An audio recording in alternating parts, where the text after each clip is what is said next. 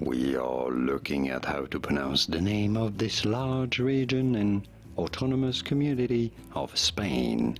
We're going to be looking at how to pronounce more intriguing, confusing, and often mispronounced names from Spanish as well, so make sure to stay tuned and consider subscribing for more learning.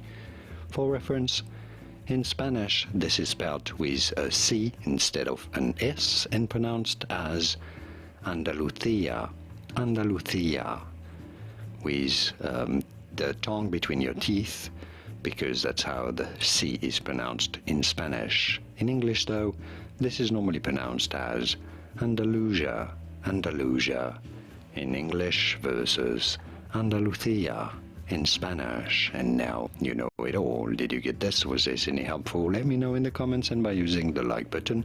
Here are more videos on how to pronounce the names of famous cities in Andalusia and around Spain and famous places.